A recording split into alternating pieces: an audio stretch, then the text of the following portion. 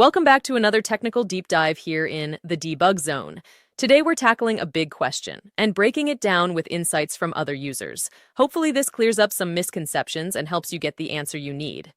So buckle up, stay a little curious, and let's jump right in.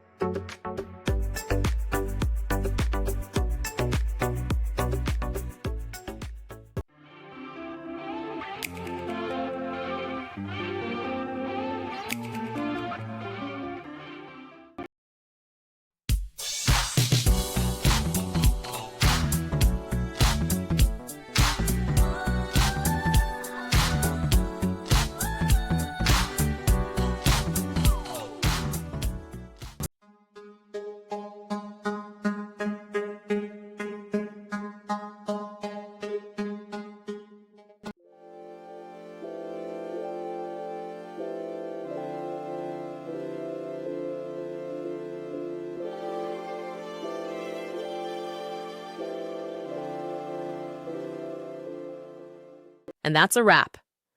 I hope you found the answer you were looking for. If you did, take a second to hit that subscribe button. It really helps out. And let me know in the comments which solution worked best for you. See you next time in the debug zone.